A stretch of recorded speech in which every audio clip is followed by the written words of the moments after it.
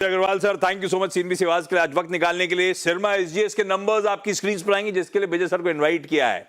Numbers बढ़िया है। Q1 में आय 67% का जंप, इबिटा 68% का उछाल दिखाता हुआ और मुनाफे का जंप भी सॉलिड था। इस नंबर्स को ब्रेक डाउन करा जाए, सबसे पहले तो विजय सर, ये टॉप लाइन का मोमेंटम, स्टेलर रेवेन्यूज हैं, 67-68% का जंप अपने आप में सराहनीय है। पर ऑपरेटिंग मार्जिन जो है वो लार्जली फ्लैट हैं, 10.2% पे, 10.1% पे आए और आपकी बैंड थी 10.5 से 11%, उसके लोअर थ्रेशोल्ड के नीचे आता हुआ।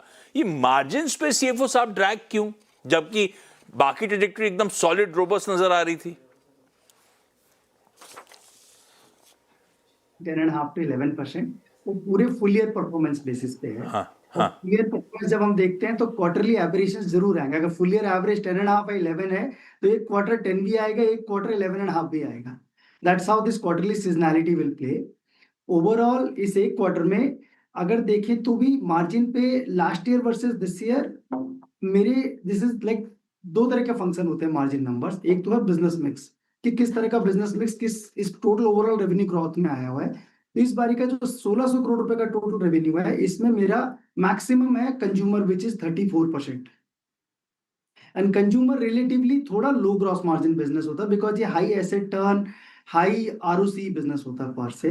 बट अगर आप देखिए जो मेरी ग्रोथ है वो अक्रॉस सारे सेगमेंट में आई है। जैसे आप देख रहे हैं स्क्रीन पे, ऑटो सेक्टर में 78% की ग्रोथ है ईयर ऑन ईयर, कंज्यूमर में 68% है। हेल्थ केयर का चूंकि लो बेस था, लास्ट ईयर क्वार्टर 1 में 65 करोड़ था, इस बार 130 करोड़, नियर अबाउट 100% की ग्रोथ है। सिमिलर वे इंडस्ट्रियल बिजनेस में, जो कि रिलेटिवली थोड़ा बेटर मार्जिन बिजनेस है, वहां पे ग्रोथ 31% है। सो ये बिजनेस मिक्स है, जिसकी वजह से हम 10.1% का ओवरऑल ग्रॉस और मे बी EBITDA मार्जिन हम देख रहे हैं। बट फुल ईयर बेसिस पे वी आर कॉन्फिडेंट कि जो 10.5 to 11% है वो पूरा कंप्लीटली उसी हिसाब से we should be able to deliver largely. और उसमें भी कुछ एक चीजें हैं, जैसे इस क्वार्टर में कंज्यूमर बहुत ज्यादा है, बट ये सारे क्वार्टर में इस तरह से नहीं रहने वाला है। अगले कुछ क्वार्टर्स में हम देखेंगे कंज्यूमर की बजाय जैसे मेरे इंडस्ट्रियल सेगमेंट का रेवेन्यू ज्यादा ग्रो करेगा, एक्सपोर्ट और ज्यादा ग्रो करेगा, ऑटोमेटिकली मार्जिन थोड़े पॉजिटिव साइड में ज्यादा बेटर टिल्ट हो जाएंगे। दैट्स हाउ हमें फुल ईयर मार्जिन बेसिस पे इसकी विजिबिलिटी आती है। पर विजय सर, अपना तो वैसे भी एम है ना, कि स्ट्रैटेजी थी कि लोअर मार्जिन कंज्यूमर सेगमेंट को 30 से 35% की ट्रेजेक्टरी के नीचे, 35% के नीचे ही रखेंगे। तो मेरे ख्याल से अपने Q1 में अपन ने 34% कुल रेवेन्यू का कंट्रीब्यूशन आया, तो अपने बैंड में तो अपन वहीं बैठे हैं। ऐसा तो कंज्यूमर को कोई एबरेशन तो है नहीं। हम जो चाहते थे उसको स्क्वीज करके 1/3 रखना, वही हमने करा है Q1 में, है ना? हाँ, बट अगर हम देखें जैसे मेरे पिछले क्वार्टर में मार्जिन थे 11.3%, पिछले क्वार्टर में मेरे कंज्यूमर सेगमेंट का रेवेन्यू था 26% का, अब इस क्वार्टर में 34% 35 हो गया, इसलिए तो परेशानी जबकि आ मेरा गई। 30 से 35% है, परेशानी नहीं है। ये ओवरऑल फुल ईयर का बैंड उतना ही है, 30 से 35%। फुल ईयर शायद कंज्यूमर सेगमेंट का रेवेन्यू 30 से 32% ही रहेगा। चूंकि क्वार्टर 1 में थोड़ा हाई है 34%, और आगे के क्वार्टर में थोड़ा सा रिलेटिवली लोअर रहेगा, तो उस हिसाब से मार्जिन है। प्लस एक और चीज है, जैसे ओवरऑल हेल्थ केयर या जैसे डिफेंस मैरीटाइम बिजनेस है, जो कि इंडस्ट्रियल में क्लासिफाई होता है डिफेंस मैरीटाइम बिजनेस, वो इस क्वार्टर में लो है। उसके शेड्यूल जनरली रियर एंडेड होते हैं, जो कि सेकंड हाफ में ज्यादा होते हैं उसके शेड्यूल्स। वो भी एक हाई मार्जिन बिजनेस है हमारे लिए margin expansion point of view से। तो जैसे ही अगले नेक्स्ट सेकंड हाफ में उस सेगमेंट का बिजनेस रेवेन्यू अच्छा ग्रोथ दिखाएगा, ऑटोमेटिकली मार्जिन थोड़े हाई टिल्ट हो जाएंगे। इस क्वार्टर में कंज्यूमर तो बहुत अच्छा हुआ है अगर ईयर ऑन ईयर बेसिस पे देखें, बट जो मेरे दूसरे हाई मार्जिन वर्टिकल्स हैं उसकी ग्रोथ थोड़ी सी रियर एंडेड है रेवेन्यू साइड। तो कैसे कंट्रोल करेंगे 35-34% पे कंज्यूमर को? धंधा ज्यादा आएगा तो आप मना कर दोगे, नहीं चाहिए मुझे धंधा? नहीं, करना ही नहीं है ऑब्वियसली। जब हमने गाइडेंस दी है तो वो एक ऑर्डर बुक और विजिबिलिटी बेसिस पे है। आज भी हमारे बिजनेस में क्या है कि लार्जली बिजनेस के एक ऑर्डर बुक और विजिबिलिटी बेसिस ड्राइवन होता है। तो यहाँ पे जब हमें अगले एक साल की क्लियर विजिबिलिटी के किस तरह का ओवरऑल नंबर है, किस कस्टमर डिमांड है कंज्यूमर सेगमेंट में, किस किस प्रोडक्ट में, और उसी हिसाब से ही हमने 30 से 35% की गाइडेंस दी थी कि उस विजिबिलिटी में थोड़े बहुत प्लस माइनस होंगे, बट इस रेंज बैंड में करेंगे। बट आपका क्वेश्चन बिल्कुल वैलिड है, कल को इसमें और ज्यादा बिजनेस आएगा तो क्या नहीं करना चाहिए, जरूर करना चाहिए, बिकॉज ये हाई एसेट टर्न है, आरओसी फिर भी बहुत बेटर हो। बट इंपॉर्टेंट है डिस्पाइट दैट थी, जिस तरह के उस लिहाज से हमने वो 35% का थ्रेशोल्ड रखा हुआ था। अच्छा, मैं आता हूं ऑर्डर बुक की, आपने बात छेड़ी थी उस पर, लेकिन उससे पहले विजय सर, ये हमने Q1 में 161 करोड़ रुपए का इबीटा करा। हमारे पूरे साल की इबीटा टारगेट है 700 करोड़ रुपए करने की। हम ऑन ट्रैक हैं उस गाइडेंस को मीट करने के लिए? क्वार्टर वन के रन रेट के हिसाब से मैं 650 के रन रेट पे ऑलरेडी हूँ। और मेरे हिस्टोरिकल पिछले 3 साल का अगर आप ट्रेंड देखें तो normally quarter one quarter two थोड़े से इबिटा बेसिस पे लोअर होते हैं और क्वार्टर अच्छा। 3 4 हायर होते हैं। Normally 40 to 45% of the full year EBITDA is what जो मेरा क्वार्टर H1 में आता है और H2 हमेशा 50% प्लस होता है। तो हम ऑलरेडी ऑन ट्रैक में, इवनली डिस्ट्रीब्यूटेड कभी भी नहीं होते चारों क्वार्टर। हाँ नहीं ठीक है। अब अब अच्छे नंबर्स पे मेरा काम है डेविल्स एडवोकेट, उल्टी बातें करके मैं पूछना कोशिश कर रहा हूं। अच्छा, हमने FY27 की वजह से शुरुआत करी थी 6600 करोड़ रुपए की ऑर्डर बुक से। As at end of Q1 हमारी ऑर्डर बुक अब कहां खड़ी हुई है? अभी है 6770, लगभग 6800 करोड़ रुपया। हाँ। और जबकि डिस्पाइट 1600 करोड़ रुपए का रेवेन्यू मैंने क्वार्टर वन में कर दिया। तो ओवरऑल टोटल ऑर्डर इनटेक भी फॉर द क्वार्टर अगर हम देखें तो 1800 करोड़ का लगभग ऑर्डर इनटेक है, तक Very good. 1600 की होने के बाद में भी ऑर्डर बुक और 200 करोड़ से बढ़ी है। तो इसमें नहीं, वो तो अच्छी बात है। फिर मैं अगला सवाल मेरा वही था फिर कि इसमें से Q1 की नेट ऑर्डर इनफ्लोस, तो आप कह रहे हो Q1 में बड़ी ऑर्डर इनफ्लोस थे, एग्जीक्यूशन के बावजूद हमारी ऑर्डर बुक और एक्चुअली स्वेल होती हुई नजर आई एक क्वार्टर के एंड में। ठीक है, इसमें वो autos, exports, industrials, faster execution, faster conversion cycles भी सर कहां नजर आ रही हैं वर्टिकल्स के हिसाब से आपके? जैसे अगर एक्सपोर्ट्स देखें सबसे पहले, हाँ। इस क्वार्टर में मैंने 387 का एक्सपोर्ट किया है। और अगर मैं like to like last year quarter one के अगर इसमें कंपैरिजन देखूं तो मैंने 67% का एक्सपोर्ट ग्रो किया है इस क्वार्टर में। अब ओवरऑल मार्केट में कहीं इतनी ग्रोथ नहीं है, बट मेरे केस में एक्सपोर्ट बिजनेस भी 67% से ग्रो किया है डोमेस्टिक के अलावा। और ये इसलिए पॉसिबल है कि जो नए कस्टमर एडिशंस हैं और अक्रॉस मल्टीपल वर्टिकल्स, अगर एक्सपोर्ट भी बोलूं तो पहले हम लार्जली इंडस्ट्रियल सेगमेंट में एक्सपोर्ट करते थे या फिर हेल्थ केयर सेगमेंट में एक्सपोर्ट करते। पिछले 2-3 साल से हमने हायर फोकस लगा के ऑटो साइड में भी कुछ न्यू क्लाइंट्स ऑनबोर्ड करे हैं, जिससे मेरा ऑटो सेगमेंट का एक्सपोर्ट भी बढ़ने लगा है। अब इस साल से हमने आईटी सेगमेंट के भी थोड़े से कुछ प्रोडक्ट्स का एक्सपोर्ट स्टार्ट कर दिया है। तो मेरे 4 vertical out of the 5 vertical जिसमें मेरा एक्सपोर्ट शुरू हो गया है, तो एक्सपोर्ट ग्रो कर रहा है। अच्छा, अगर मैं ऑर्डर बुक में भी बोलूं तो मेरी ऑर्डर बुक में आज की डेट में ऑटो सेगमेंट लगभग 29% है। वो अपने आप में ऑटो सेगमेंट की अच्छा। भी काफी अच्छी growth order book visibility side में आ रही है because of the new customer additions. अच्छा ईवी पेनिट्रेशन भी हो रहा है domestically in Indian market, plus अच्छा। एडिशनली डिमांड भी इंक्रीज। अच्छा, एक बात बताओ, FY27 के ग्रोथ एस्पिरेशंस थे, आपने कहा था, मैनेजमेंट ने कहा था FY27 में 35% टॉप लाइन ग्रोथ। FY26 खत्म करा था हमने तकरीबन 4800 करोड़ रुपए में। 35% मतलब हमारे 6500 करोड़ रुपए के टारगेट्स हैं इस FY27 के लिए। पहले क्वार्टर के एनालाइज करो तो हम 6300 6400 करोड़ रुपए तो पहुंच ही गए, और आप कह रहे हो सेकेंड हाफ बेहतर होगा। तो ये मान के चलूं गाइडेंस कंजर्वेटिव है और सिरमा एसजीएस का मैनेजमेंट कॉन्फिडेंट है उस गाइडेंस को बढ़िया तरीके से बीट करने के लिए, या आपने कोई नई गाइडेंस रख दी है सामने? तो लार्जली मैं आपकी बात से सहमत हूँ। हमने पहले गाइडेंस 30 से 35% की दी थी। अभी भी हमने जब गाइडेंस पे कॉन्फिडेंस दिखाया हमारा, तो हम कॉन्फिडेंट है कि हम 35% प्लस की ग्रोथ इस साल में अचीव कर लेंगे। जो मैंने बोला मेरे H2 बेटर होता है, H2 बेटर होता है ज्यादातर प्रॉफिटेबिलिटी पॉइंट ऑफ व्यू से, बिकॉज H2 में जो मेरे हाई मार्जिन सेगमेंट्स थोड़े बेटर प्ले आउट कर लेते हैं। बट हैविंग सेड दैट, अगर मैंने 1600 क्वार्टर वन में किया है तो यस, फुल ईयर विजिबिलिटी 6500 की तो आज हाथ में है। अगर हम थोड़ा और बेटर एग्जीक्यूट कर पाए तो उससे जरूर हम गाइडेंस से थोड़ा और बेटर कर पाएंगे।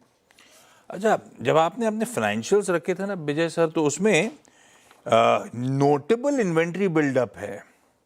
ये क्या Q2 Q3 में नए क्लाइंट्स का रैंप अप होने वाला है, उसके लिए इन्वेंट्री की तैयारी, या ऐसा हो रहा है कि सप्लाई चेन फिक्शंस हैं उससे बचने के लिए माल भर लो? तो मल्टीपल फैक्टर्स है। ओके।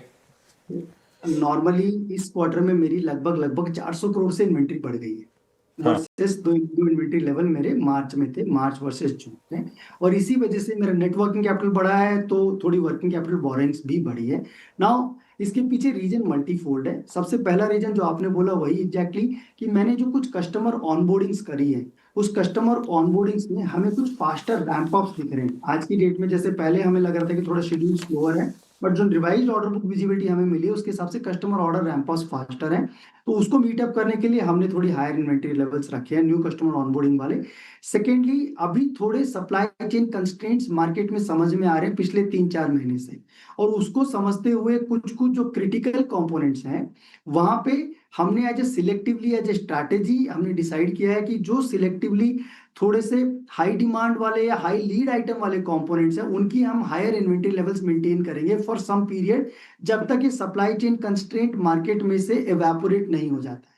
तो तब तक के लिए हम higher inventory level and we are considering it as a strategic investment है एक तरह से, बिकॉज जब वो इन्वेंटरी रखूंगा तभी मैं सारी की सारी कस्टमर की पूरी सप्लाई चेन या उस कस्टमर की डिमांड मीटअप कर पाऊंगा, मेरी सेल्स मीटअप कर पाऊंगा। तो इन दोनों फैक्टर को कंसीडर करते हुए हमने थोड़े हाई इन्वेंटरी लेवल्स अभी रखे हैं, और थोड़े टाइम तक के लिए हम जरूर इसको मेंटेन करेंगे टू इंश्योर कि मेरे कस्टमर की डिलीवरीज किसी भी जगह पे ना तो डिले हो ना स्टॉप हो, और ना मेरे को कोई ऐसा प्राइस इंपैक्ट नहीं आए किसी भी तरह से सोर्सिंग, जो अडॉक सोर्सिंग के लिए उस तरह को चीजों को मिटिगेट करते हुए। और इसका एक बेनिफिट ये भी है, इससे मेरे को एटलीस्ट वी इंटरनली थिंक कि हम ज्यादा इक्विप्ड हैं, अगर कस्टमर की डिमांड बेटर रैंप अप में आ रही है तो हम जल्दी से एग्जीक्यूट करके हायर सेल्स भी एग्जीक्यूट कर पाएंगे। अच्छा, दो जो आपने बढ़िया स्ट्रैटेजिक इन्वेस्टमेंट्स वगैरह अनाउंस करे थे, एक तो बड़ा 900 करोड़ रुपए का इनिशियल केपेक्स करने की तैयारी थी पीसीबी प्लांट आंध्र प्रदेश में साउथ कोरिया की शिन्यूप इलेक्ट्रिक के साथ, जैसे भी प्रोनाउंस करते हो आप लोग। ये कब तक इसके एग्जीक्यूशन टाइमलाइंस क्या हैं, कब तक ये एक्सपेंशन कमीशन होता हुआ नजर आ रहा होगा? दूसरा, हमने 235 करोड़ रुपए में एक एलिकॉम इंटीग्रेटेड सिस्टम्स को एक्वायर करा था। क्या एक्सपेक्ट करूं FY27 में डिफेंस के रेवेन्यूज आप लोग क्या पेंसिल इन करके चल रहे हो सर? ये आई एम श्योर ये एक्विजिशन कंट्रीब्यूट कर रहा होगा अब इस साल। यस एब्सोल्युटली, सो मैं पहले आपको एक्विजिशन वाले पे आंसर कर देता हूँ। हाँ, एलकॉम हमने लास्ट ईयर दिसंबर में अक्वायर किया था, तो हाँ, लास्ट ईयर इसने अच्छा खासा रेवेन्यू और एबिटा 4 महीने के लिए मेरे लिए कंट्रीब्यूट किया था। इस साल हम इस बिजनेस से लगभग लगभग 350 करोड़ रुपए का रेवेन्यू एक्सपेक्ट कर रहे हैं with a good 20% margin. Generally ये बिजनेस में रहता है इबिटा मार्जिन, तो उतने तक की एक्सपेक्टेशन इस बिजनेस से इस साल भी है पूरी। अब मैं आता हूं आंसर करने के लिए आपका जो पहला क्वेश्चन था पीसीबी के लिए। हमने ये मल्टी लेयर पीसीबी के लिए लगभग लगभग 900 करोड़ रुपए का कैपेक्स अनाउंस किया था। उसका फेज 1 कैपेक्स लगभग 400 से 450 करोड़ जो हमें इस साल के एंड तक खर्च करना है, उस 450 में से लगभग 150 करोड़ रुपए हमने ऑलरेडी खर्च कर दिया है, और 250 से 300 हम बैलेंस ऑफ द ईयर में खर्च करेंगे। इसकी कमीशनिंग जो हमने प्लान करी है, लगभग मार्च एंड तक मेरा प्लांट कंप्लीटली रेडी हो जाएगा, fully up and running with a trial and production complete, और हम अप्रैल ऑफ 2027 से इसका कमर्शियल प्रोडक्शन टारगेट कर रहे हैं इस प्लांट का। 27 मतलब बेसिकली अगले फाइनेंशियल ईयर से वो शुरुआत हो रही होगी। अच्छा, दो क्विकली सवाल, नहीं तो क्या इंटरव्यू अधूरा रह जाएगा और समय नहीं है मेरे पास। चाइना, ये एक तो ग्लोबल ओईएम्स अपनी सोर्सिंग चाइना से इंडियन ईएमएस प्रोवाइडर्स की तरफ अभी भी क्या मीनिंगफुली शिफ्ट कर रहे हैं? ऐसा मार्केट प्लेस में ऑब्जर्व कर रहे हो आप लोग? ये जो पीएलआई स्कीम्स लगातार सरकार ने अनाउंस करी थी, वो कितना टेलविंड प्रोवाइड कर रही हैं आपके केपेक्स के लिए? पहले क्वेश्चन का आंसर क्लियर यस है, बोल्ड बड़े नंबर में। The way we see global large OEMs सब इंडिया में बड़ी सीरियसली देख रहे हैं, वहीं पे मेरे भी एक्सपोर्ट बिजनेस में अगर मैं ग्रो कर पा रहा हूँ वो इसी वजह से कि बड़े लार्ज ओईएम्स सीरियसली देख रहे हैं। हमने भी कुछ 6 बड़े ओईएम्स को ऑनबोर्ड किया पिछले पूरे साल में, और वो तभी पॉसिबल था जब उनकी भी सीरियसनेस है, उनकी R&D टीम, D&D टीम, मेरी टीम के साथ में कलेक्टिवली काम करके प्रोडक्ट डेवलपमेंट में एंड फाइनल बिजनेस मैन्युफैक्चरिंग जो हो रही अच्छा, है ऑन ग्राउंड। अब इसमें गवर्नमेंट का सपोर्ट पीएलआई वाला, गवर्नमेंट का पीएलआई का सपोर्ट वेरी क्लियर है कि आपको डोमेस्टिक मैन्युफैक्चर करना है, but both for make in India and make in globe. तो जो मैं आज एक्सपोर्ट बढ़ा भी पा रहा हूं अपना, मैं काफी हद तक जो मेरे को, अगर जैसे पीसीबी भी में हम मैन्युफैक्चरिंग कर रहे हैं, पीसीबी भी मेरे को पीएलआई अप्रूवल है। पीसीबी लार्जली डोमेस्टिक डिमांड को भी इंपोर्ट सब्स्टिट्यूशन में हेल्प करेगा, बट साइमल्टेनियसली पीसीबी से हमें एक्सपोर्ट केटरिंग की पॉसिबिलिटी भी दिख रही है with the help of that Korean partner सिन्यू। तो हमें उनके जो क्लाइंट्स है, जो कोरिया में डिमांड है, वो भी यहाँ से मीटअप करने की पॉसिबिलिटी दिख रही है। तो gradually PLI schemes manufacturing, import substitution plus export support दोनों में हेल्प कर रही है। अच्छा, एक अगला सवाल अगली मुलाकात में करूंगा, टाइम खत्म हो गया, लेकिन एक सवाल फिर भी पूछूंगा। वो जब आप दोस्तों को बताते हो तो दोस्त पूछते होंगे आपसे, यार विजय बता सबसे अच्छी ईएमएस कंपनी है कौन सी इस देश में? क्या जवाब देते हो सर? हम तो ये बोलते हैं, हमें जिस ईएमएस कंपनी का सबसे ज्यादा आइडिया है हम तो उसी पे कॉन्फिडेंट हैं। Vijay sir, thank you so much जुड़ने के लिए आज।